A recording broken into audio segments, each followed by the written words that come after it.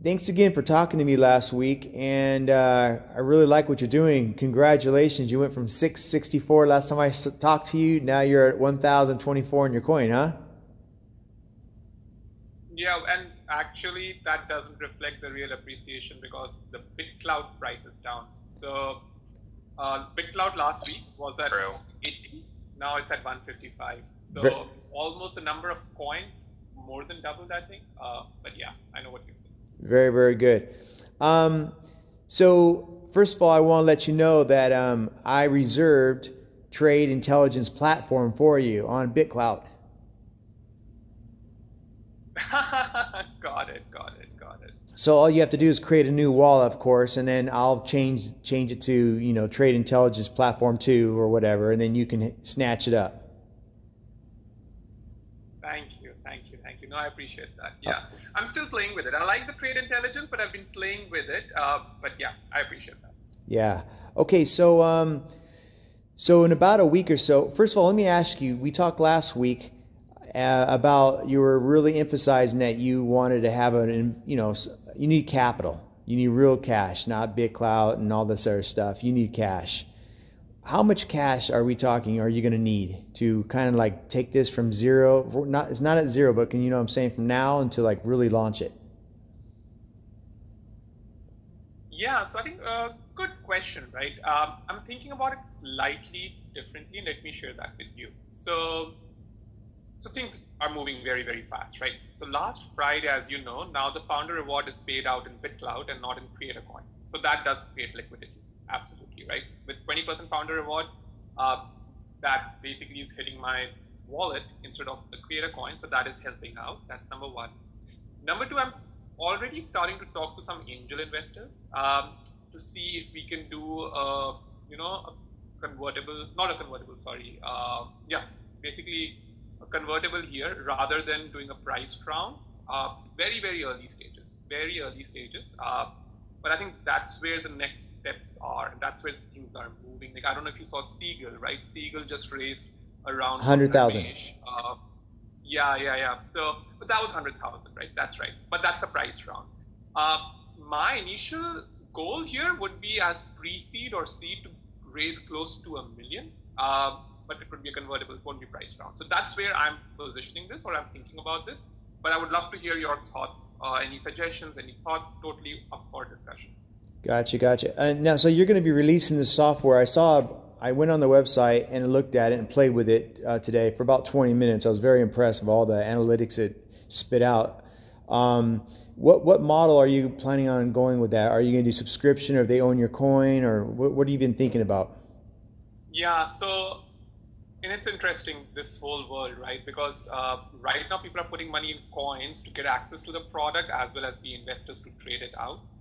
The way I'm thinking about this right now is a twofold model. So the first model would be, currently the software is free, the insights and metrics are free. There would be some premium insights and premium analytics for which people will pay as in fiat, in US dollars, right? You don't need to hold coins, none of it. You just pay $50, $100, $500 a month. Yep. Think of that as a Bloomberg terminal, right? Like any analytics tool, you pay on like a monthly or an annual subscription model. Subscription, yep. Right. That would be the tool online. The second side on that would be coin holders. The coin holders, and I'm still thinking how to, think about that very well. But one of the things that I'm playing with is the research and the investment that happens through this automated trading. Coin holders get to partake that, right? So let's say you want to completely manage your $100. You buy $100 worth of prosperclout funds or prosperclout coins, and then you do a 220 on it. We take 2% management fee, and 20% is whatever is the upside, right? Like if the hedge fund that we talked about. Literally, right? So think of it like right now prosperclout coin is like vintage one, right? It's vintage one. It's the first, and we haven't talked about it, right? Or it might be a different vintage, right? So there'd be first vintage where people put in money, we manage it for them using our product. And then at the end of like a year, or there would be a time, we liquidate the entire coin. right? And everyone takes their, winnings from that coin. So that is basically the model. And based on how we did on the first vintage, we will have interest in the second vintage, right? Or the third one, or the fourth one, Sure. subsequent. So think of it truly like a fund, right? You're basically raising fund in BitClout coins. Yes, gotcha. What are you most excited about right now? I know you've got your mind on 1,000 things, and so do I. So does Eric. But what's really got you to the point like the aha, wow, we really got to take this to the next level? Yeah, I think there are a few things. So last week I spoke to Connor, right, from Social Capital, and we were talking about this. I think there were a few interesting things he talked about. I would say the most interesting thing was around social metrics, right? A lot of people are focusing on coin economics, which is absolutely helpful. But I think social component or the social metrics is very, very interesting here. I'll give you an example. This happens in my case. I send out a weekly message every Friday. You know that. I love it. Receiving it. And I see the movement on my coin over the weekend or between Friday and Monday very regularly. Literally today's message went out and $2,000 floated after that, right? Based on the message, right? Absolutely. So that's the social component, right? Like how, like, is there a way that we can, use that to start using for trading signals, right? Coin economics is fine. So I think that's the next piece for me. In the next, few weeks, the goal would be to basically solidify this, like start showing a few more metrics. But the beauty of it is people get to use the metrics, but at the back end, where I can start seeing is how different coins are moving based on these metrics, right, that are coming up. That is where the intelligence comes. Right now, I'm just showing this to people to do their diligence, right? So literally, we will think of this as 3 phases. Phase 1 is diligence, a software to let people do diligence. I'm looking at all these numbers. I have to get all these numbers. So why not give it to people? That creates interest. That potentially also makes it a trust SaaS platform, right? Second phase would be to start getting intelligence out of it, start seeing patterns out of it. That is phase 2. And then once we start seeing correlation, right? And here's the thing: the correlation may not just be on your account. The correlation may be your account and 2 other accounts might be correlated here, right? Because people are in the BitClout ecosystem. If the money, yes, there is money coming in, don't get me wrong, and there's money leaving, but even follow the money, right? If someone, let's say, bought your coin, maybe they liquidated my coin. So you can start seeing, right, like how different things are working out. And then that's the intelligence piece. And then the third piece here would be basically trading on that intelligence. So 3 pieces. Piece 1, diligence, capture information. Piece 2, make sense of that information. Piece 3, trade on that. Gotcha. I'm going to stop you right there for a second. Eric, what can you have any questions so far? Sorry, 1 second. I would love to get backgrounds here, right? I think we didn't introduce ourselves. Oh, so I yes. would love to, we just jumped right in this. You're right. So I'll start quickly. I guess you guys know me. My name is Salil. Been working on this for a couple of months, been in the startup world for a few years, and before that worked at McKinsey, and before that attended MIT. So that's my quick background. I live in New York City, been married for a number of years, no kids. So that's me in a nutshell. Love to know you guys. Okay, great. And then back to that, you're living in New York, and how long have you been in New York? 11 years, 10 years? Yeah, something like that. 11 years now, huh? Okay, go ahead, Eric. Sure. So I work at Comcast here in Philly. I work at the HQ. I'm a senior analyst working on digital analytics for digital marketing. So I run all the numbers for any Comcast ad you see via a digital player, whether it be on your phone, on your laptop, or even on demand, something like that. Wow.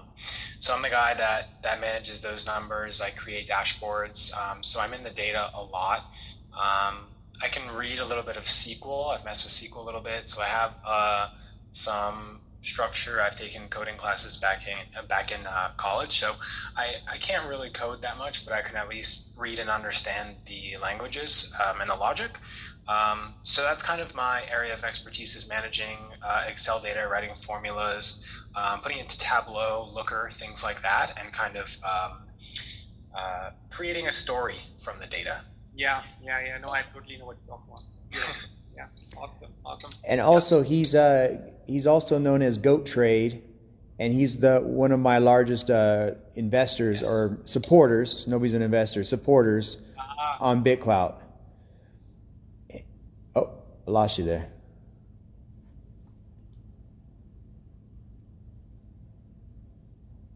So I've been trying. Yeah, I've been on. I lost you guys. I'm sorry. I believe I started March 30th. Okay. Yeah, March 30th. So I've been trying to grow. I have a couple different accounts, but GoTrade is my main one, focusing on investing, analytics, investing theory, things like that. Little sports betting on the side. I'm actually, I know Shane knows this, but we talk about sports gambling and stuff like that. For the past year or two, I did a lot of sports arbitrage since I live in New Jersey, all the sports books are illegal here. So I've been limited on quite a lot of sports books because I've won too much. You know what I mean? What's your animal? Goat Trade? Goat Trade. Yep, Goat Trade, just like the animal, and then trade. Oh, goat. The animal. Yep. Got it.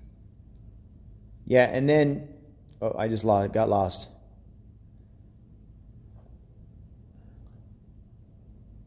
And I'm trying to get either a podcast or video series off the ground. Sorry, what? That's amazing. Yeah. I think this is a complete new world, right? Like, and there's so much that can be done. Yeah, there's a ton of people on BitClout that love investing, that love talking about stocks, that love talking about options, things like that. So I'm trying to build this idea of getting people to do weekly podcasts with me or something like that, where we can just talk about, what we see in the market, what we're liking, what we're not liking, our positions, things like that. So I've already seen some interest expressed through the people that I know on BitClout. So hopefully I can, have that going for us soon. Yeah. Yeah, and so starting with the BitClout. Shoot. Sorry, guys. My phone. Sorry about that, guys.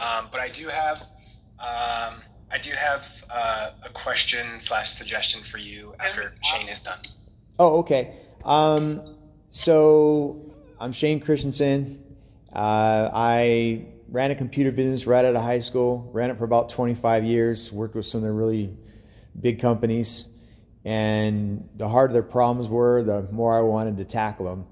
So it's about 7 years ago, I saw social media coming to the next level, so I decided to jump in and start capturing the foodie industry. I did that for about 7 years now. I've been in that. But prior to that was in 2010 was the first time I got introduced to Bitcoin. I saw it and I was just absolutely blown away with it because I came from that world of networking thousands of computers together. We're massive companies, wireless, the whole 9 yards. And I go, all this is an app.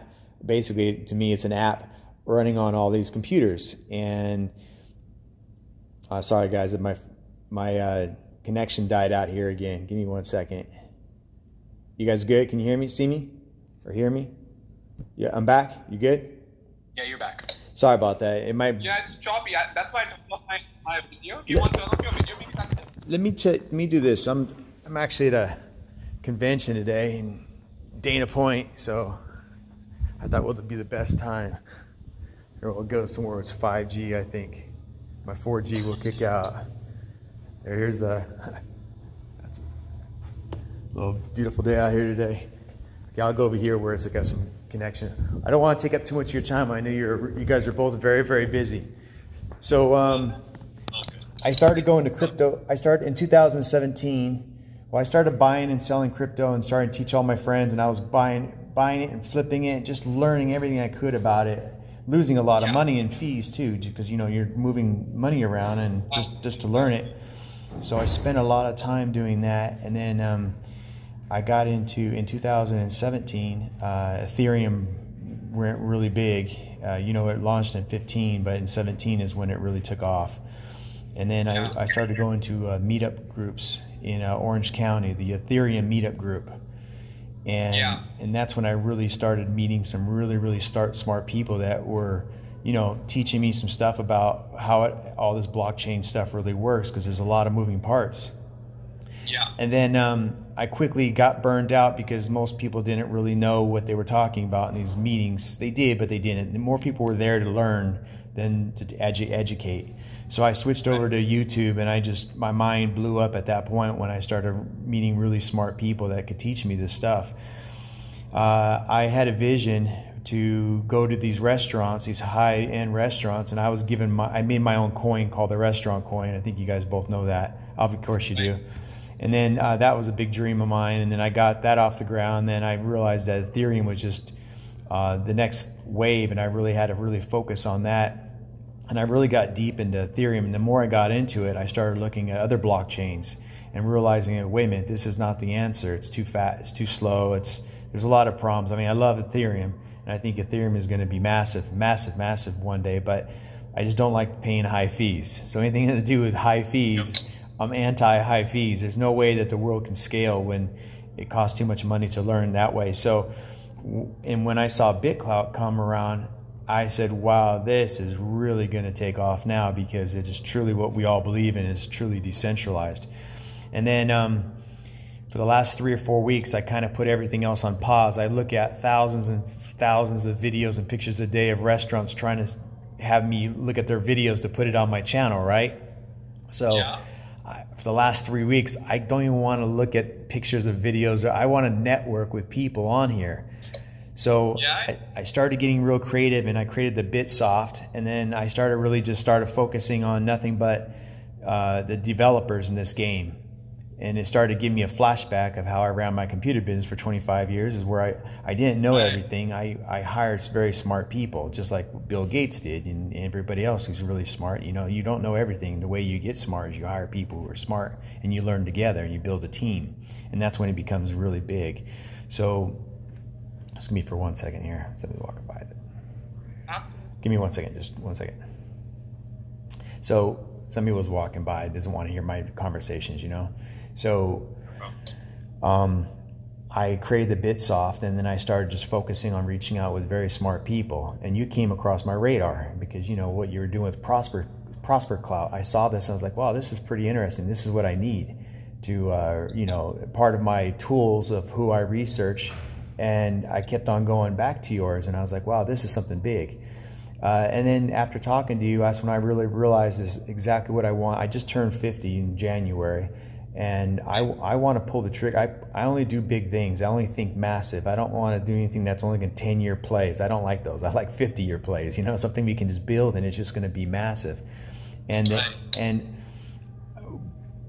I built a lot of trust with a lot of people by holding their passwords and big companies, information and stuff, databases and so forth. So I built a nice reputation that I can be trusted. And so as I built the Las Vegas restaurant account, that's what gave me the most clout.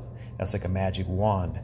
And so I'm trying to take that when I reach out to some of these developers and say, look, this is where we're at, and we want to just throw everything that we have into this hedge fund and bring everybody together. And part of this is I would want to throw in all my Instagram accounts from coast to coast, because that's a pretty large audience where I'm 100% owner in it. But if I build a hedge fund and we're all part of it, then we all own that, because that's the marketing. That's a secret. We have to have the marketing and the trust to go behind it. And that's what's, as any business, they have questions and they're skeptical. But I think that if we built some kind of relationship, I don't want to be part of prosperclout. That's your baby, okay? So that's what I want to let you know. That's like what I want to do with Eric is take a hedge fund and bring it on top of what you guys are doing. Like, you guys are almost a hedge fund also, but we're a hedge fund, but you guys are managing the hedge fund. And I'm a smart dude and Eric's smart, so we want to make sure that we're not going to ever look back one day and like, how did that guy beat us? And we didn't do our due diligence and so forth. So I know you've got the secret sauce, and you don't want to let that part go, which I commend you for. I think that's great. You don't want to let that part go. But also, I'm not stupid. I want to make sure that, what can you prove to me that, let me ask you this, and I trust you in everything. That's why we're having these deep conversations. But I also want to have some kind of more proof than somebody just saying, yeah, I've got the secret sauce, because I can't taste the secret sauce. I don't know if you're doing it manually or is it really truly. But I'll tell you, I don't have the secret sauce right now. I think I have the steps to get it. Anyone who says they have the secret sauce right now is lying. We only have 2 months worth of activity on this, which is 15 million transactions, 16 million transactions. Probably half of them are bot transactions. Right. So anyone who says they have the secret sauce, they are either lying or they're stupid. Right. So I don't have it. I'm being honest, right? And that's what I'm saying, right? It'll be a 3-step process. I won't have the secret sauce until end of step 2. Step 2 is what gets me the secret sauce, right? Step 1 is literally figuring out different elements, different numbers that might be interesting. I don't know if they are. Like, I don't know, but that's where, that's where the data science will come in, right? So literally timeline wise, for the next month or 2 months, this would be a diligence platform. It won't have a secret sauce for another 2 months for sure.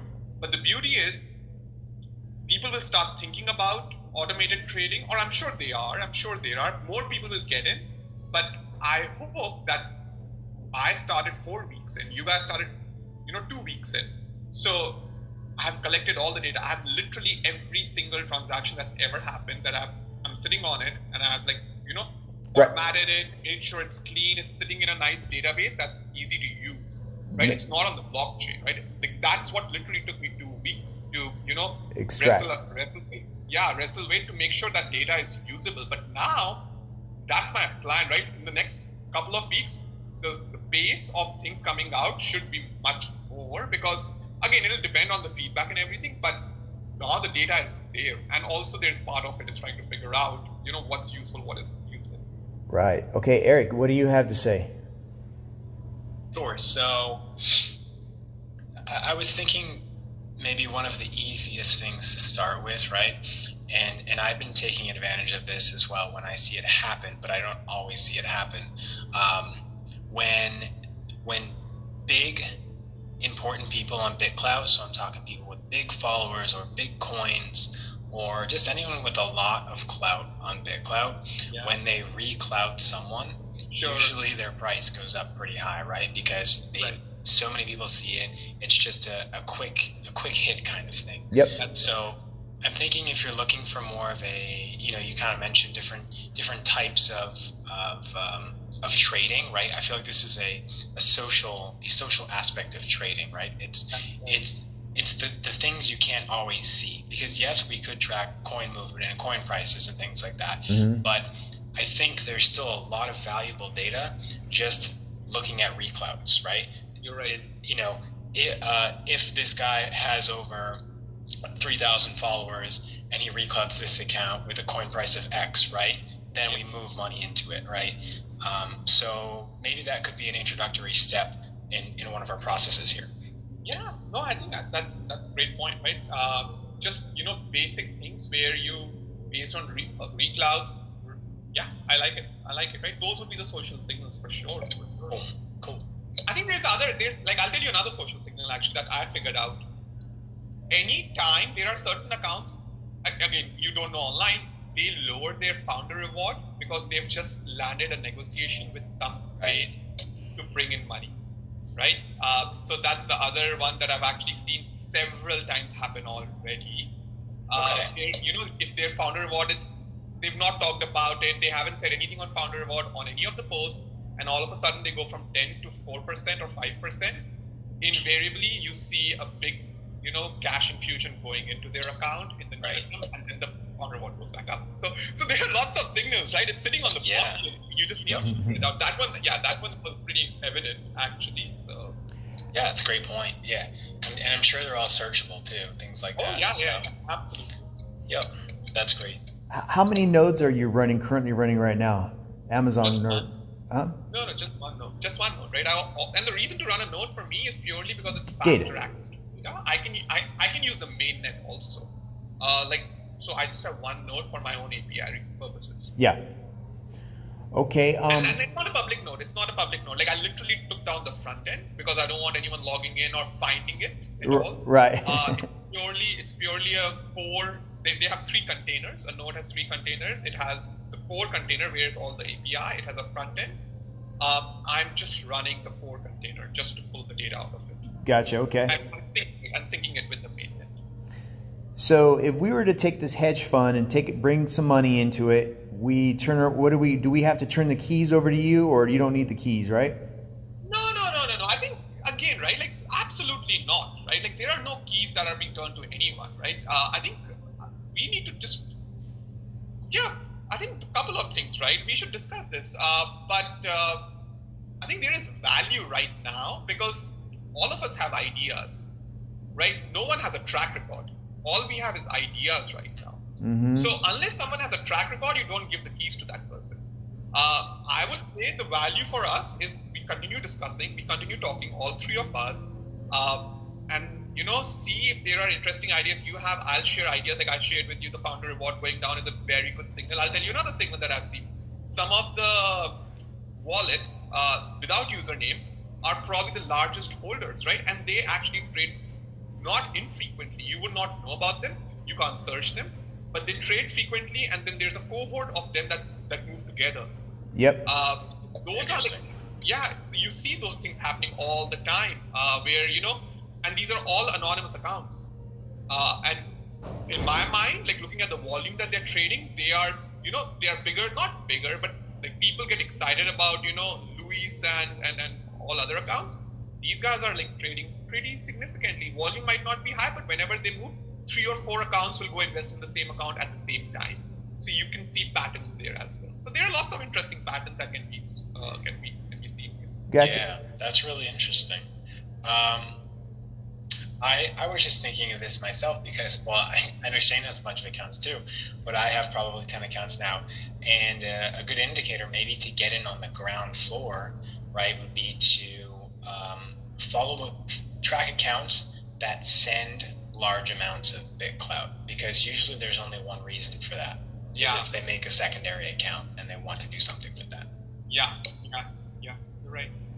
So I'll tell you the next thing that's coming up actually. So I will in the next. So right now, again, it's a very investor focused play so far, right? Like people can see, but I think it will stay on the same thing. But the next thing would be, let's look at accounts that are generating returns, right?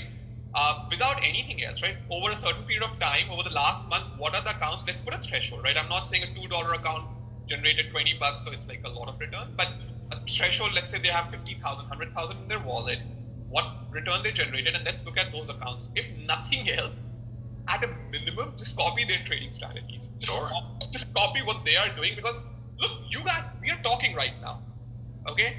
And people trade on insider information all the time. All day. Like, all day. Like last week, all the money that came into my thing is purely because I've been talking to a bunch of people and showing them the platform, right? So anyone who gets to see it, so next Monday or next week is when it goes public. People had full 1 week to think, play, use, and decide to buy it or not buy it, right?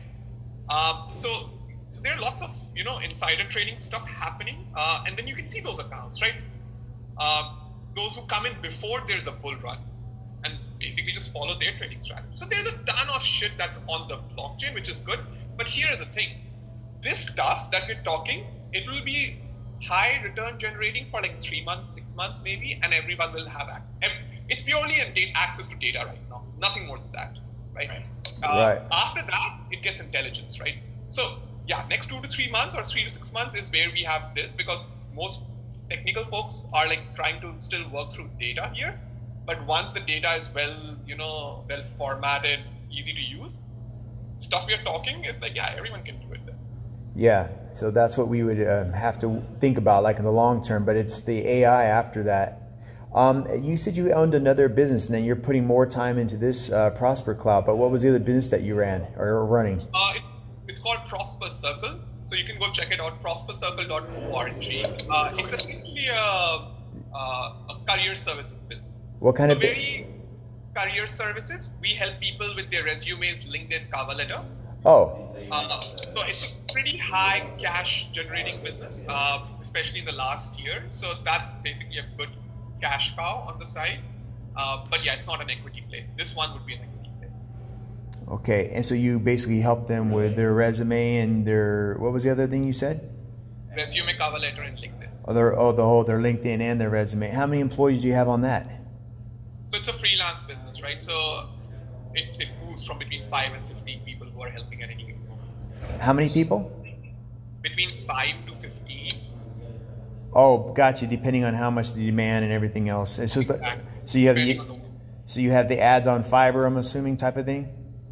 Yeah, exactly. Yeah. Okay. I know exactly what you're doing. That's nice because you can just sub out and you're taking a percentage of everyone. That's beautiful. So you understand that model.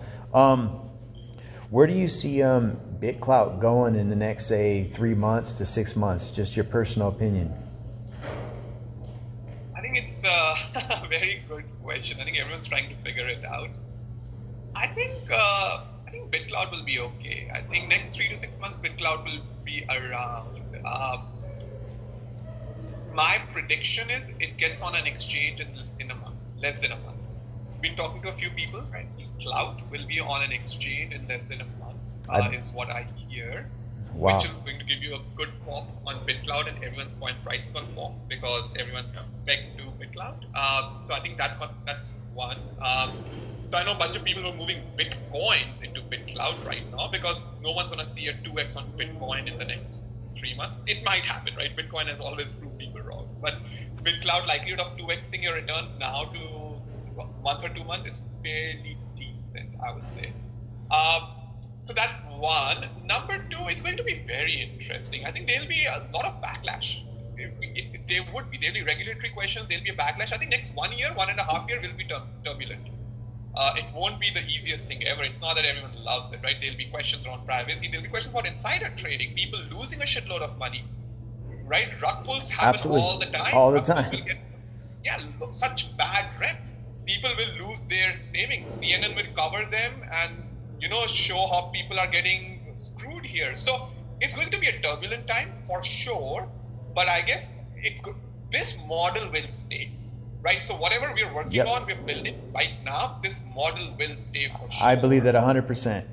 So in 3 years or whatever, I think we'll come out ahead. I don't think, maybe it's not BitClout, maybe it's something else. I really hope it's BitClout. With the adoption, I believe it's BitClout. Yeah. Especially, looking at some marquee companies on it, right? Like Sequoia, Social Capital, Andreessen, Winklevoss Twins, all these guys, right? So sure. There is definitely value here. Or there is definitely something here. Gotcha. So after all is said and done today, you would suggest that we just stay in touch, maybe like every 2 weeks we can, do a video conference. I think that's the best thing, right? Like I can keep on sharing my progress, interesting things that I'm seeing, interesting things that you are seeing. We should continue staying in touch and discussing. But I really don't. I think you're right. That's the best. Okay, cool. Eric, what's your thought? Oh, my thoughts are, I want to start playing with this tool and figure out what I can scrape out of it as is to get this thing rolling, because I don't want to just be, on the sideline waiting for something to pop. Yeah. I can't. It's not how I operate. I'm like, I'll be off the call here in 5 minutes and be on this thing probably for a few hours, figuring exactly every button that you have on there and figuring. I already put my name, and I was like, oh, you see how I changed my name a lot. And you saw this, you can see everything. I think it's fantastic. And there's tools out there that can do all this stuff, but it's pieced together. Wouldn't you agree, like Eric? Yeah, I mean, there's definitely other tools that do, maybe 1 or 2 things of this, but I think having everything in one easy site, something like that is very valuable. Yeah, and you have stuff in there also that's I can't find anywhere else. And so I think once people start seeing this, eventually when we create this hedge fund and take it to the next level, at what point, this is the part that I'm kind of like, I haven't figured out yet, and maybe because I don't know how you want to structure it. Yeah. So what we would do is you would just give us who are the top players at that point, or will we have to give up keys at all at any given point down the road? Sorry, I am a bit confused when you say keys. What do you mean by keys? Because if you're a hedge fund and I'm a hedge fund, you're eventually going to have to manage my money somehow. Right. And so do I send you, I want to know if I'm sending you money, I have to take that into consideration. Yeah, exactly, right? So that's how it will operate. It may be prosperclout, it may be something else. So it would be basically a wallet with coins, and people can buy into that wallet, put their coins in that, right? Like basically call it anything. Call it prosperclout vintage 1. And you basically send money into that.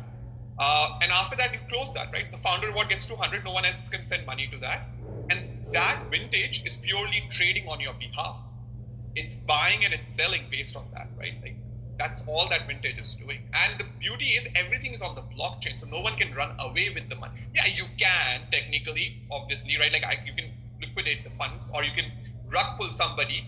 But yeah, so I think there will be some other stuff that will need to be put in place that people cannot pull money out of it, because everyone can put money into a hedge fund. I can stop money coming into the hedge fund by putting founder reward at 100%, but I don't know how to stop people taking money out of it yet, right? How do you create a lock-in? Because if people see the wallet change on a daily basis, weekly basis, yeah, people will get nervous, right? So up and down, it can happen, anything can happen. So there are some questions that still need to be answered, but yeah, I think if you say keys, yeah, hedge fund will operate based on people's money, right?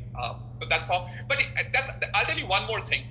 I'm thinking of playing with it with my own money, and there are two reasons. One, I want to make money, and second, I want to have a track record. Sure. So, and it would be on the blockchain. So I'll tell people, guys, this is my wallet, and you can literally look. I use my software to trade for the last 2 months, and this is the return it generated. If it's exciting, let me know. If it's not exciting, I'll continue trading on it all day and making the return that I'm making. Okay, so how can we build a model where there's zero trust, where we don't have to trust you whatsoever with a penny of my money, but yet you're feeding me hot tips or whatever? You understand what I'm saying, right? But if I have the hot tips, why will I feed you? Why will I not trade on them? Right? That's the thing, right? Like the risk, right? Like what's the risk reward ratio? If I'm very sure about the hot tip, I will trade on that hot tip. Correct. Right? So there's a model where on the $500 a month, you can see the hot tips, but they're hot tips. You may win some, you may lose some, right? So again, right? And that's just not what I'm saying. That's how financial services works overall. Like no one's gotten every stock pick right. And that industry has been around for hundreds of years. Right, of course. Eric, so I think the model, I really don't think, I think the whole innovation here is trading coins, but the process here, no one's reinventing the process. So I think there is comfort in there that the process that we'll use is probably the trusted, tested,